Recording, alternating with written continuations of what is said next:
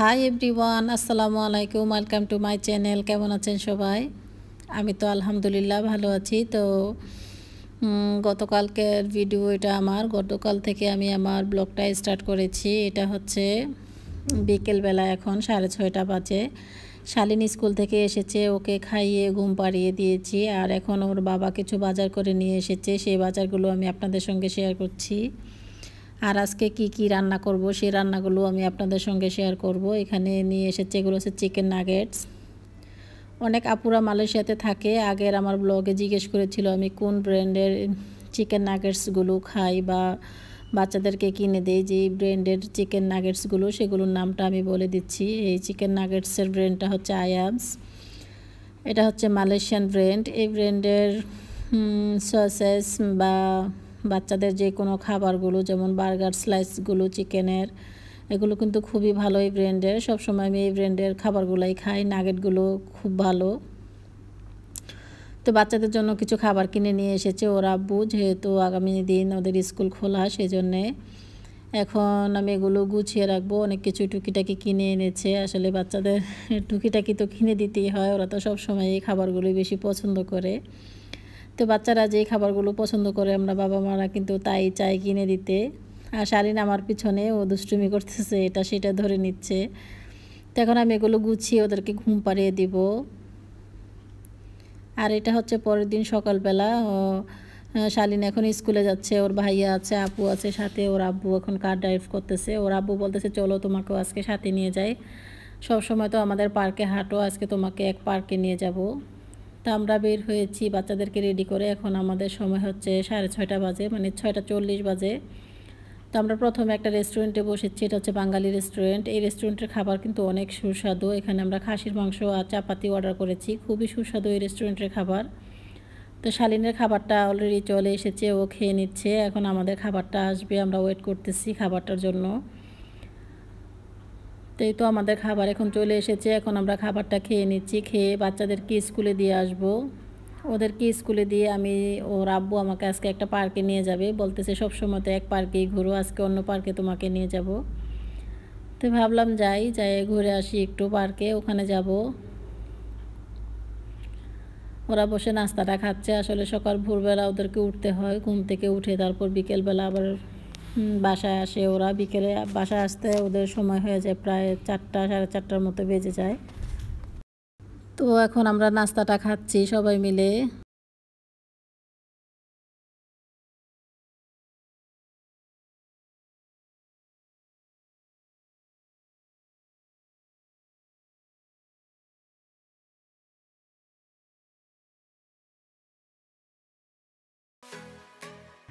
তো এই তো আমি এখন শালীনের স্কুলে চলে আসছি। আর আমি যখন ভয়েস রেকর্ড করতেছি তখন শালীন চাচ্ছে আপনাদের সঙ্গে একটু কথা বলবে। তো দেখেন ও কি কথা বলে।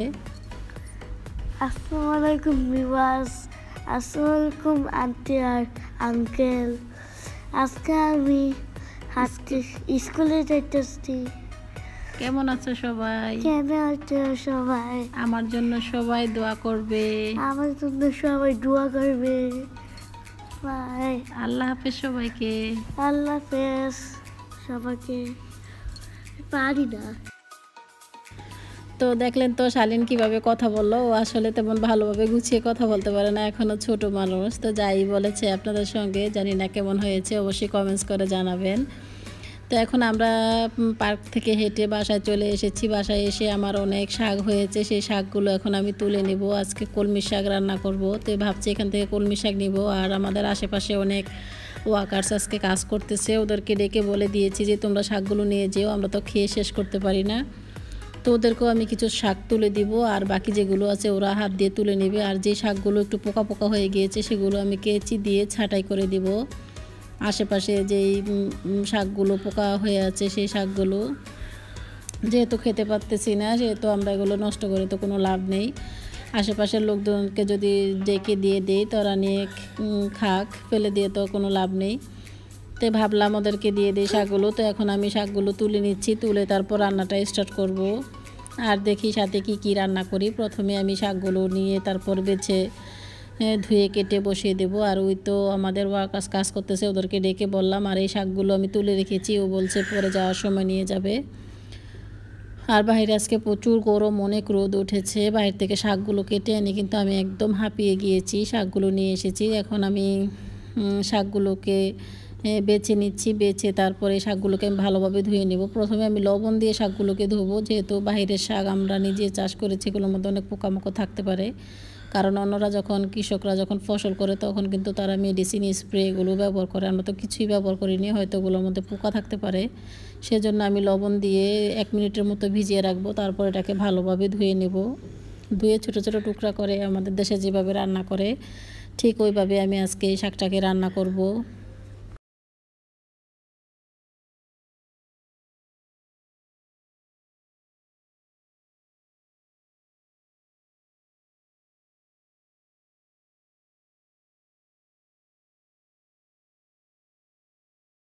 গুলো কুটা হয়ে গিয়েছে, আমি যতটুকু সম্ভব চিকন চিকন করে কেটে নিয়েছি। আর এখন আমি সাগরের মাছ কেটে নেব। আমি মালয়েশিয়ান মাছটা, এই মাছটা কাটতে কিন্তু অনেক কষ্ট, তো আমি এই মাছটা কীভাবে কাটি সেটা আমি আপনাদের সঙ্গে শেয়ার করব। সবসময় কিন্তু ওরা বাজার থেকে কেটে দেয় মাছটা, কিন্তু এখন ওর আব্বু যখন বাজার থেকে কিনে নিয়ে আসলো তখন কিন্তু ওগুলো কেটে দেয় নাই। তো আমি যখন এদেশে পাঁচা মালাম যে বাজার করি তখন কিন্তু দেখি ওরা কীভাবে কাটে। আমি এখন আজকে একটা ট্রাই করব যে ওদের মতো হয় কি না, তো আমি এখন ট্রাই করতেছি। আর মাছের এই নিচের সাইডটা কিন্তু অনেক শক্ত, কিছু এটা রান্না করলে কিন্তু খাওয়া যাবে না, আর ভিতরে কিছুই ঢুকবে না, এত শক্ত একদম চারার মতো। তো এখন আমি, আপনারা দেখতেই পারতেছেন আমি মাছ থেকে কিভাবে এটা চামড়াটা আলাদা করতেছি। এই চামড়াটা কিন্তু অনেক শক্ত, একদম হাতে লাগলে হাত কেটে যাবে ওরকম। তো ওরা এইভাবে কেটে দেয় সব সময় বাজার থেকে, তো আজকে ওরা কেটে দেয়নি। তো মাছটাকে আমি ট্রাই করতেছি, আমি নিজে থেকে কেটে নিচ্ছি। আমি একদিন দেখেছিলাম যে ওরা কিভাবে কাটে মাছটাকে, তো আমি দেখে রেখেছি। তো আজকে আমি ট্রাই করতেছি। মাশাআল্লাহ ভালোই পেরেছি, খারাপ হয় নাই, খুব ভালো হয়েছে। সবগুলো মাছ আমি এভাবে কেটে নেব। এখানে আমি 6টা মাছ নিয়েছি, 6টা মাছ থেকে আমি আজকে 3টা রান্না করব আর 2-3টা রেখে দেব। এভাবে আমি সবগুলো মাছ কেটে নেব। প্রথমে আমি একটা আপনাদের সঙ্গে শেয়ার করলাম যে কিভাবে এই মাছগুলো কাটে। মাছগুলো কাটতে কিন্তু অনেক হার্ড।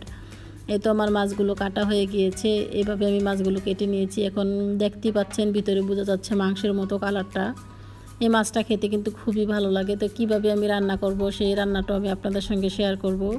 টমেটো দিয়ে রসুন বাগার করে আমি এই মাছটাকে রান্না করব। মাছের মধ্যে কোনো মশলা ইউজ করব না, যেমন আদা রসুন ছাড়াই আমি এটাকে রান্না করব। আর এটা হচ্ছে সেই মাছের চামড়াটা, আমি একটু দেখাচ্ছি, এত শক্ত, এটা একটু বেঁকে বেঁকে দেখাচ্ছি। দেখে আপনারা অবশ্যই বুঝতে পারছেন যে মাছের এই শক্ত কাঁটাটা থাকলে কি অবস্থা হতো, যে রান্না করলে এটা খাওয়া যেত না একদম। তো এখন এটাকে আমি ফেলে দেব, ফেলে তারপর রান্নাটা বসিয়ে দেব। আমি আজকে টমেটো দিয়ে ভুনা করব। এই মাছটাকে কিভাবে করি সেটা আপনারা ফলো করবেন। এই মাছটা এভাবে যদি করি তাহলে কিন্তু গরম ভাতের সঙ্গে খেতে খুবই ভালো লাগে। আমি প্রথমে রাইস কুকারে সব সময়ের মতো রাইসটাকে আগে বসিয়ে দিয়েছি, আর অন্য চুলায় আমি কলমি শাকটাকে বসিয়ে দিলাম। বসিয়ে এখন আমি ফ্রাই প্যানে পরিমাণ মতো তেল দিয়ে দিব। তেল দিয়ে তারপর মাছটাকে আমি ভেজে নেব। মাছের মধ্যে আমি হলুদ লবণ মরিচ দিয়ে মাখিয়ে রেখে দিয়েছি। তারপর মাছটাকে আমি একটু লাল করে ভেজে নেব।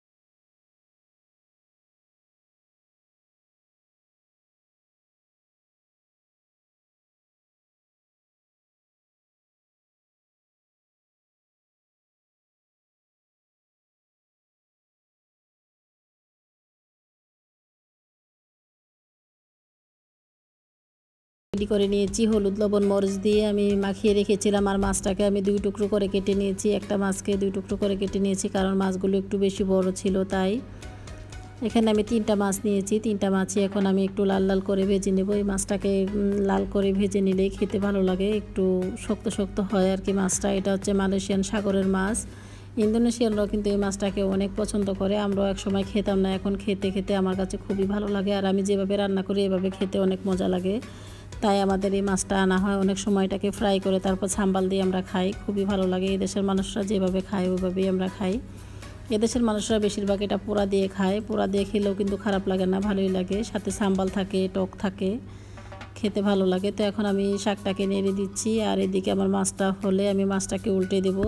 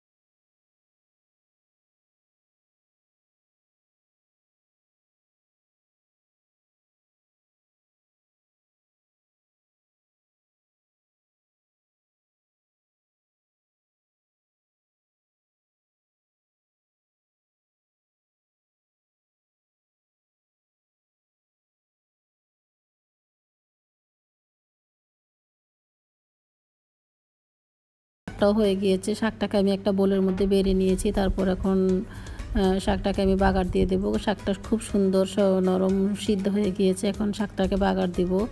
আর এই চুলায় আমার পেঁয়াজটাও হালকা ব্রাউন হয়ে গিয়েছে, এখন আমি টমেটোটাকে অ্যাড করলাম। এখানে আমি 3টা টমেটো নিয়েছি, 3টা টমেটো দিয়ে তারপর একটু ভালোভাবে নেড়ে দিচ্ছি। নেড়ে তারপর এখন আমি দিয়ে দেব পরিমাণ মতো লবণ, হাফ টেবিল স্পুন হলুদের গুঁড়া, আর 1 টেবিল স্পুন মরিচের পাউডার। মরিচের পাউডারটা অবশ্য আপনাদের উপর যে যেরকম ঝাল খেতে চান ওরকম, তবে আমি একটু ঝালটা একটু বেশি দিচ্ছি, কারণ এটা ঝালটা একটু বেশি হলে খেতে ভালো লাগবে, টক ঝাল হবে।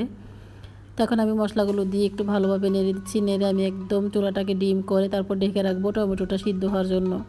টমেটোটা যখন একদম ফুল সিদ্ধ হয়ে যাবে তখন আমি মাছটাকে অ্যাড করে দিব। এখন আমি ঢেকে দিচ্ছি টমেটোটা সিদ্ধ হওয়ার জন্য। আর অন্য চুলায় যে আমি কড়াইটা বসিয়ে দিয়েছি সেটার মধ্যে এখন আমি পরিমাণ মতো তেল দিয়ে দিব। তেল দিয়ে রসুন কুচি, পেঁয়াজ কুচি, আর দিয়ে দেবো শুকনো মরিচ দিয়ে তারপর আমি শাকটাকে বাগার দিয়ে দিব। এই শাকটা শুকনো মরিচ দিয়ে বাগার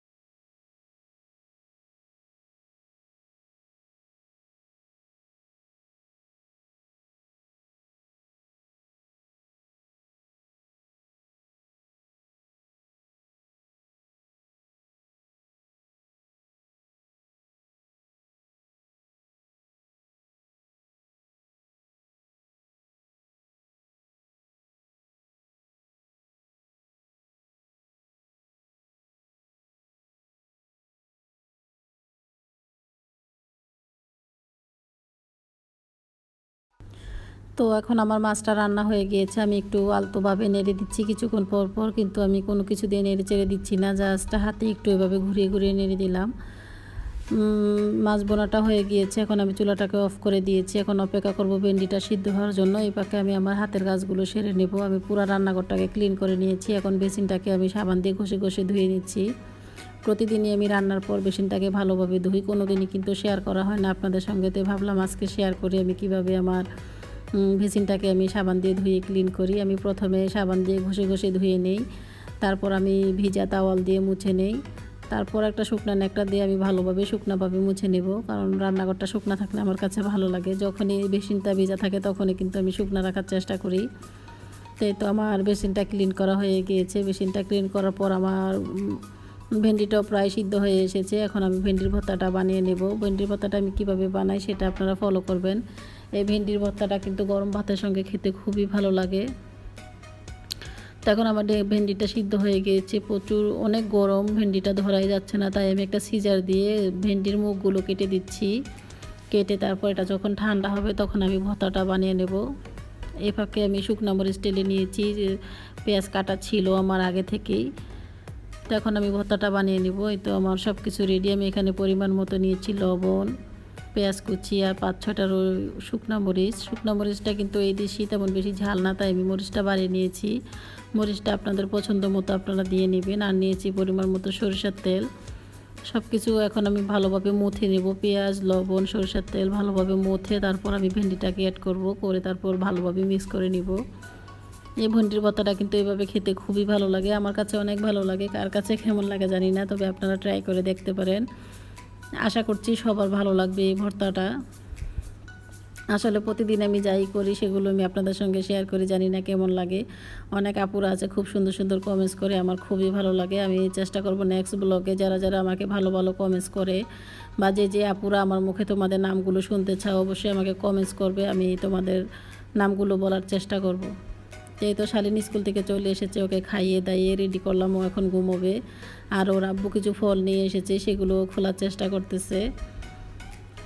আজকের ব্লগটা আর বেশি বড় করব না, আজকের ব্লগটা এখানে শেষ করতে চাচ্ছি। আশা করছি আপনাদের ভালো লেগেছে। যারা আমার চ্যানেলটিকে সাবস্ক্রাইব করেছো তাদেরকে অসংখ্য ধন্যবাদ। যারা আমার নতুন নতুন ভিউয়ার্সরা আছো তাদেরকে বলবো আমার চ্যানেলটাকে সাবস্ক্রাইব করব। আজকের মতো এখানেই বিদায় নিচ্ছি। সবাই ভালো থাকবেন, সুস্থ থাকবেন, আমাদের জন্য দোয়া করবেন। আল্লাহ হাফেজ।